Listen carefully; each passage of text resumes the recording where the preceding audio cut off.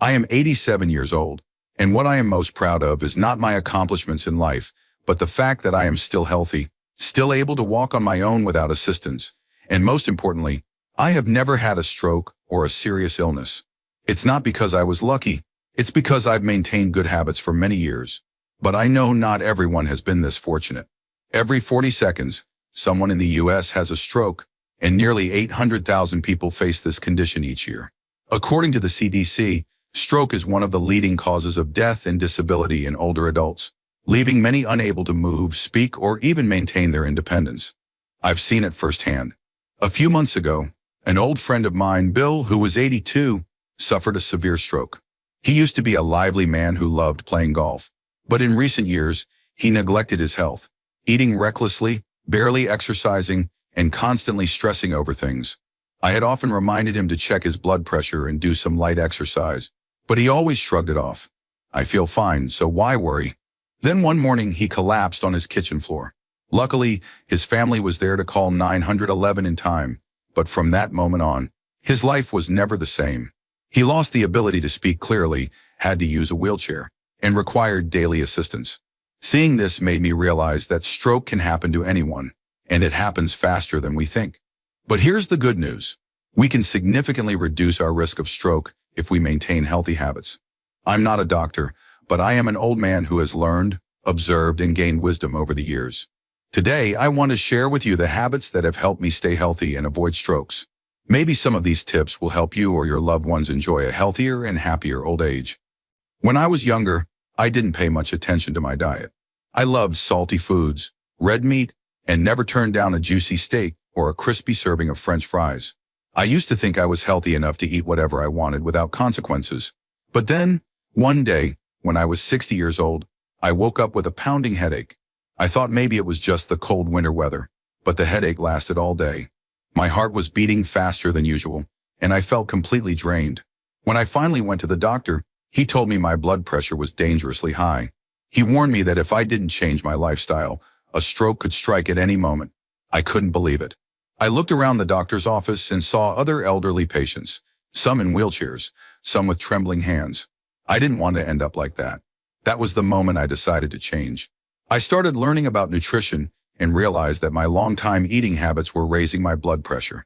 I gradually cut back on salt because too much of it forces the heart to work overtime, increasing the risk of stroke. I also reduced sugar and unhealthy fats, giving up the convenience of fast food that was packed with hidden dangers. Instead, I focused on heart-friendly foods, leafy greens, salmon, walnuts, and olive oil. At first, it wasn't easy. Changing eating habits after decades of indulgence was tough. But then, one day, at a follow-up appointment, my doctor checked my blood pressure and looked at me in surprise. He said, "Your blood pressure is much more stable now. Keep this up and you'll stay healthy for a long time." Hearing that, I knew I had made the right choice. Not only did I change my diet, but I also made sure to drink enough water, something I used to neglect. I learned that dehydration can thicken the blood, making it easier for dangerous clots to form, one of the main causes of strokes. So now, even when I don't feel thirsty, I remind myself to drink water. It keeps me feeling alert and energized every day. And I'm not just saying this based on personal experience. I came across a Harvard University study that found the Mediterranean diet, rich in vegetables, fish, olive oil, and minimal processed foods, can reduce stroke risk by up to 30%. When I read that, I became even more convinced that small changes in our diet can save our lives. I'm not saying you have to completely give up your favorite foods, but if you can cut down on salt, sugar, and unhealthy fats and replace them with healthier alternatives, you'll start to feel stronger every day. Most importantly, you'll significantly lower your risk of stroke, a condition that can take away your freedom and independence in an instant. Every morning, I have a simple habit, going outside for a walk around the neighborhood. Not jogging like those energetic young folks, just a slow stroll, enjoying the fresh air. My neighbor, Mr. Bill, used to laugh at me. "What's the point of walking like that?" He preferred sitting on his porch rather than moving around. "We're old," he said. "Resting is what matters now." I didn't argue. I just smiled and said, "Just wait and see." Then one day, Mr. Bill was no longer sitting on his porch. He had a stroke. Though he was lucky to survive, he's been in a wheelchair ever since, no longer free to move as he once was. When I visited him, He held my hand and said with deep regret, "I should have listened to you, should have walked more." Those words have echoed in my mind ever since. It was then that I truly realized that exercise isn't just about staying in shape. It's about sustaining life. The human body is like a machine. If left unused for too long, it rusts. I read a study from the American Heart Association stating that seniors who exercise for at least 30 minutes a day can reduce their risk of stroke by up to 40%. And you don't need to go to the gym or lift heavy weights. Just walking, stretching, or even gardening can improve blood circulation. It also keeps your joints flexible, reducing the risk of falls, the biggest nightmare for the elderly. I don't push myself to run fast or train like I did when I was younger. Just a little bit every day, but consistently. I listen to the radio while walking, wave to my neighbors, and soak in the morning sunlight. It's not just a way to keep my body healthy. It's a small joy that makes me feel alive. If anyone asks me the secret to longevity, I'd say, just stand up, step outside, and keep moving. I once had a close friend, Jerry, who was famous for saying, "I'm as strong as an ox. I don't need a doctor." Whenever someone mentioned getting a health check, he would wave it off immediately. "I don't feel any pain, so why bother? Waste of time and money." He lived by the motto, if there's no sickness, there's no need for a doctor. Until one day, he collapsed in his own backyard. Stroke. And sadly, that was the last time we saw him walk on his own 2 feet. Jerry's story taught me an important lesson. Health isn't something you can guess. There are silent issues happening inside our bodies that we don't even notice until it's too late. High blood pressure is one of them. It's like a ticking time bomb. It doesn't cause obvious pain, but when it explodes, the consequences are devastating. According to the American Heart Association, high blood pressure is the leading cause of strokes, and nearly half of all American adults have it without even knowing. I learned this lesson early, so for years, checking my blood pressure has been a non-negotiable part of my morning routine. It takes less than a minute, but in return, I can monitor whether my heart is doing fine. If my numbers start creeping up, I know I need to adjust. Maybe eat less salt, walk a little more, or, if necessary, consult my doctor. And most importantly, I never skip my regular checkups. I don't go because I feel sick. I go to make sure I stay well. I know many older folks tend to be complacent, thinking that as long as they feel fine, nothing is wrong. But the truth is, many strokes happen to people who seem perfectly healthy. So, don't wait until symptoms appear before seeing a doctor. By then, it might already be too late. Think of health checkups like a warning light on a car. If you wait until the engine dies on the road before taking it to a mechanic, the consequences will be far more costly and severe. There was a time when I was an expert worrier. I worried about everything: health, money, my children, even whether it would rain that day.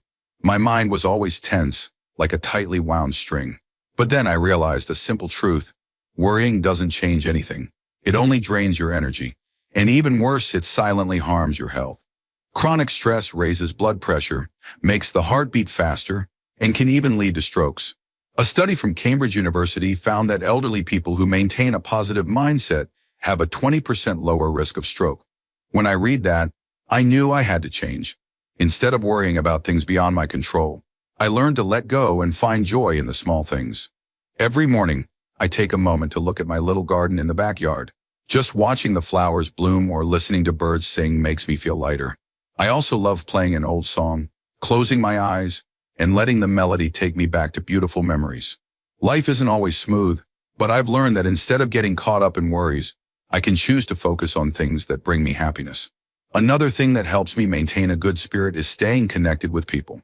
I make it a point to call my children and grandchildren, meet up with friends, and join community gatherings. I've seen many elderly folks isolate themselves, thinking they don't want to bother anyone. But that very isolation leads to sadness, loneliness, and over time, affects their health. I've also tried meditation and deep breathing whenever I feel stressed. Just closing my eyes, taking a deep breath in, and slowly exhaling, I can feel the tension melting away. I don't need to meditate for hours like a master. Just a few minutes a day is enough to bring peace to my mind. In the end, I've realized that the secret to staying healthy isn't just about eating right or exercising. It's also about how we think. A lighthearted, optimistic mindset not only allows me to fully enjoy my golden years, but also keeps me far away from serious health risks like strokes. When I was younger, I could stay up late watching TV or chatting with friends and still wake up feeling refreshed the next morning. But now, even just a slightly late night leaves me sluggish the next day, my mind feeling fuzzy, like a radio with bad reception. So, I've learned to respect my sleep, and honestly, it's one of the best changes I've ever made. Sleep isn't just about resting. It's the time when our body repairs and recovers. Especially for people our age, quality sleep can help prevent the risk of strokes. Studies show that lack of sleep raises blood pressure, puts more stress on blood vessels, and over time, can lead to serious cardiovascular problems. Yet, so many people take it lightly, staying up late to finish one more episode of a show or scroll through a few more news articles, only to wake up complaining about splitting headaches. Now I sleep early, wake up early, and I can feel the difference. In the morning, as the sun rises, I wake up feeling refreshed, my body light, as if it's been fully charged. In fact, our bodies are just like a phone. If they don't get fully charged at night, the next day they're running on just 10% battery, making everything feel exhausting. But I understand that not everyone finds it easy to sleep well. Sometimes you toss and turn, your mind racing from one thought to another. I've tried many things, and here are a few tips that have helped me sleep better. First, don't use your phone or watch TV right before bed. I used to have the habit of watching late-night news, but it only made my mind more anxious. Now I keep my phone away from my bed, and instead, I read a light book or listen to relaxing music. Second, drinking a cup of herbal tea before bed helps me drift off more easily. I enjoy chamomile or peppermint tea. Just a small cup is enough to calm my mind and help sleep come faster. Finally, I stick to a regular sleep schedule, going to bed and waking up at the same time every day. Our bodies have an internal biological clock, and when it stays on rhythm, sleep becomes much easier. So, if you want to stay healthy, treat sleep like a precious medicine. Don't wait until your body starts complaining. Start tonight, and tomorrow morning, you'll thank yourself. I'm not a doctor, nor a health expert. I'm just an old man who has lived nearly a century, witnessing so many people around me suffer from strokes and illnesses, while I've been lucky enough to stay healthy. What I'm sharing today isn't some far-fetched theory, but real-life experience. Simple habits that have helped me stay strong and clear-minded at 87. A stroke spares no one. It doesn't give a warning, doesn't knock on your door for permission, and when it strikes, the consequences can change your life forever. But here's the good news. We can absolutely prevent it. There's no need for complicated methods. Just start with small daily habits. Eat healthily, move your body, keep a relaxed mind, sleep well, and always get regular health checkups. I've done it, and I believe you can too. So don't wait until tomorrow. Start today. Use less salt in your meals, walk a few extra minutes each morning, call a loved one for a chat, or simply go to bed a little earlier. The small changes you make today will lead to a healthier, more peaceful life in the future. If you found this advice helpful, leave a comment or share this video with your loved ones. Who knows? A simple reminder from you could help someone live a longer, healthier life. And don't forget to subscribe to the channel for more valuable lessons from those who've gone before you. Wishing you and your family health and peace.